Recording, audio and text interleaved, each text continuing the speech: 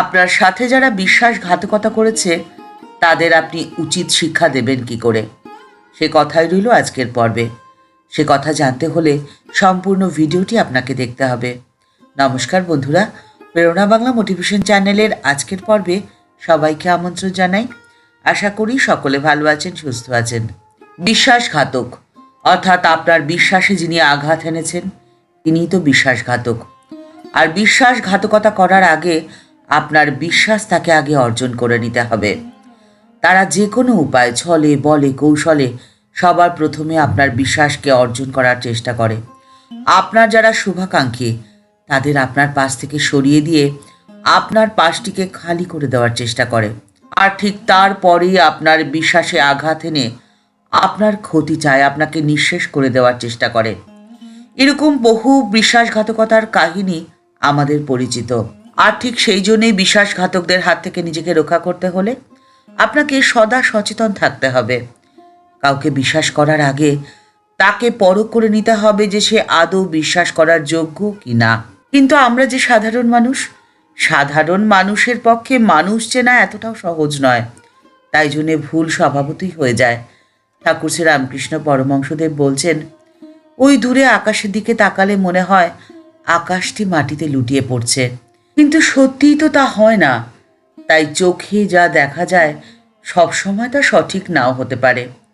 সঠিক বিচার করার জন্য চাই দিব্যচক্ষু, চাই অন্তর্দৃষ্টি। আর এই অন্তর্দৃষ্টি দিয়ে যখন আপনি বিচার করতে পারবেন তখন আপনি পরখ করতে পারবেন সঠিকভাবে কে সঠিক আর কে সঠিক নয়। এটি বিচার করা আপনার পক্ষে অনেক সহজ হয়ে যাবে। কিন্তু অন্তর্দৃষ্টি আপনি কিভাবে জাগরিত করবেন? এর জন্য চাই পূর্ণ সমর্পণ। একমাত্র পূর্ণ সমর্পণের মধ্যে দিয়ে আপনার অন্তর্দৃষ্টি জাগরিত হয়ে উঠবে। আপনার বিশ্বাস অর্জন করার পরে আপনার সাথে বিশ্বাসঘাতকতা করে, আপনাকে ছোট করে, আপনাকে নিচু করে, আপনাকে হারিয়ে দিয়ে সাময়িক জয় হয়তো তারা অর্জন করে নেবে। তাদের মুখে ফুটবে জয়ের হাসি, কিন্তু মনে রাখবেন তা সাময়িক। কিন্তু এর সুদূর প্রসারী পরিণতি হয় অত্যন্ত ভয়ঙ্কর, অত্যন্ত করুণ। আর এই কথাটি যে কতটা সত্যি ইতিহাসের পাতায় পাতায় তার সাক্ষ্য রয়েছে। তাই তো স্বামী রঙ্গনাথানন্দজি বলছেন, মনে রাখবে দেহের মৃত্যুর সাথে সাথে বুদ্ধির মৃত্যু হয় না, কর্মেরও মৃত্যু হয় না। মন এবং বুদ্ধি দুটোই জীবনের সমস্ত সংস্কারের সাথে থেকে যায় কর্মফলগুলিও। আমাদের দেশে সত্যদ্রষ্টা ঋষিরা বলে গেছেন, সত্যি কথাটি হলো এই যে মানুষ শুধুমাত্র স্থূল শরীরের মধ্যেই তো সীমাবদ্ধ নয়, মানুষের আছে একটি সূক্ষ্ম শরীরও। সেই সূক্ষ্ম শরীর থেকে যায়, নষ্ট হয়ে যায় তার স্থূল শরীরটি। আর সেই সূক্ষ্ম শরীর তার নিজের উদ্দেশ্য সাধনের জন্য একটি নতুন শরীর তৈরি করে নেয়, নতুন জীবন লাভ করে। আর সেই নতুন জীবনের মধ্যে দিয়ে তার পূর্বজন্মের সমস্ত ইচ্ছে পূর্ণ হয়ে যায়। উদাহরণ হিসেবে তারা বলছেন জন্মগত প্রতিভার কথা। কেউ পরিণত বয়সের আগেই অদ্ভুত গান করে, অদ্ভুত সুর জ্ঞান তার।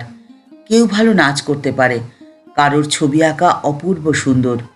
কেউ আবার সেনাবাহিনীতে যাওয়ার জন্যে এতটাই তৎপর যে অত্যন্ত কম বয়সে সে পারদর্শী হয়ে ওঠে। কারো বিরল ক্ষমতার অধিকারী হয়।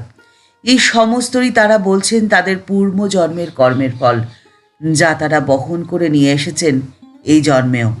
কিন্তু এখন যদি আপনার মনে এই প্রশ্নে আসে, বিশ্বাসঘাতকদের শিক্ষা দেওয়ার জন্য কি পরজন্ম পর্যন্ত অপেক্ষা করতে হবে?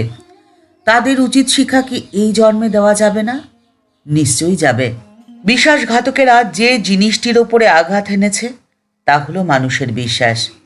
অন্য মানুষেরা যখন তাকে বিশ্বাস করেছিল 100%, সেই বিশ্বাসকে নিয়েই তারা ছিনিমিনি খেলে তার মর্যাদাকে মাটিতে লুটিয়ে দিয়েছিল। আর তার উচিত শিক্ষা হলো উপেক্ষা, অবহেলা। সংসারে সমাজে সকলের কাছ থেকে উপেক্ষা অবহেলা পেতে পেতে হীনমন্যতায় সে ভুগতে শুরু করবে, বিবেক যন্ত্রণায় সে ছটফট করতে শুরু করবে। আর এ বাস্তব সত্য, এর অন্যথা হওয়ার কোনো উপায় নেই, কারণ তাকে এই শাস্তি দিচ্ছেন স্বয়ং সর্বশক্তিমানের নীরব আঘাতে সে ভেঙে চুরে তছনছ হয়ে যাবে। ঈশ্বরের সামনে আপনার প্রার্থনার সময় আপনার চোখের জলটি যে পড়েছিল, সেই জলের মূল্য যে তাকে দিতেই হবে। আর সেই কৈফিয়ত তিনি দেবেন স্বয়ং সর্বশক্তিমানের কাছে, আপনার কাছে তো নয়। মানুষের আদালতে যখন বিচার হয় তখন সেখানে থাকে নিয়মের নানান ফাঁক ফোকর, কিন্তু ঈশ্বরের আদালতে থাকে না কোনো ফাঁক, সেখানে খাটে না কোনো ফন্দি। সেখানে বিচার হয় চুল চেরা বিচার, বিশ্লেষণ হয় একদম পুঙ্খানুপুঙ্খভাবে। তাই সদা সর্বদা আপনাকে সাবধান এবং সচেতন থাকতেই হবে। কিন্তু আপনাকে একটি কাজ করতে হবে। ঠাকুর শ্রী রামকৃষ্ণ পরমহংসদেব আমাদের যে ভাগবত বন্দনাটি শিখিয়ে দিয়ে গেছেন, সেই বন্দনাটি আপনাকে নিয়মিত অভ্যাস করতে হবে। নিয়মিত অভ্যাসের মধ্যে দিয়েই আপনি ঈশ্বরকে আপনার অন্তরে স্থাপিত করতে পারবেন, আপনার অন্তরাত্মাকে জাগিয়ে তুলতে পারবেন। ঠাকুর একটি ভগবত বন্দনা শিখিয়েছিলেন, সেটি হলো আপনি ঈশ্বরের সামনে হাত জোর করে প্রতিদিন বলবেন, মা, আমি যন্ত্র, তুমি যন্ত্রী, আমি ঘর, তুমি ঘরণী, আমি দেহ, তুমি দেহি, আমি রথ, তুমি রথী।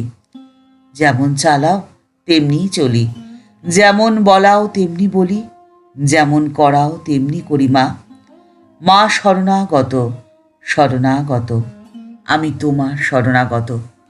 এর কারণ হলো ঠাকুর বলেছেন যে অনেকদিন ঈশ্বর চিন্তা করে তার ভেতরে সার আছে, তার ভেতরে ঈশ্বরের শক্তি থাকে। আবার যে ভালো গান করে, ভালো বাজায়, কোনো একটা বিদ্যে খুব ভালো রকমভাবে জানে, তার ভেতরেও তো সার আছে, ঈশ্বরের শক্তি রয়েছে।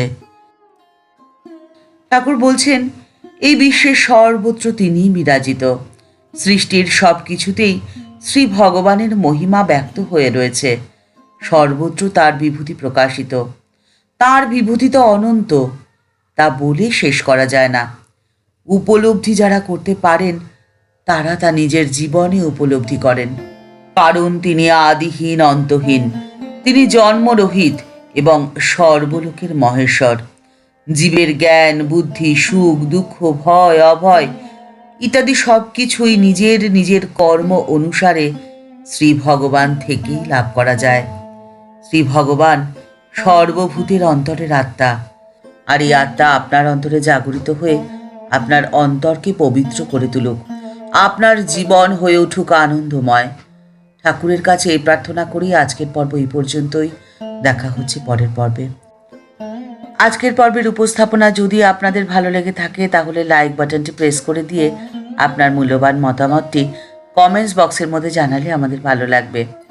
আমাদের এই চ্যানেলকে ভালোবেসে যারা আপন করে নিয়েছেন তাদের জানাই ভালোবাসা, শ্রদ্ধা ও প্রণাম। কিন্তু যারা এখনও এই চ্যানেলটি সাবস্ক্রাইব করেনি তাদের কাছে বিনীত অনুরোধ রইল এই চ্যানেলটি সাবস্ক্রাইব করে বেল বাটনটা ক্লিক করে দিয়ে অল বাটনটিতে ক্লিক করে দেওয়ার জন্যে। তাহলে এই চ্যানেলে ভিডিও আপলোড হওয়ার সাথে সাথেই আপনার কাছে নোটিফিকেশন চলে যাবে। সবাই ভালো থাকবেন, সুস্থ থাকবেন।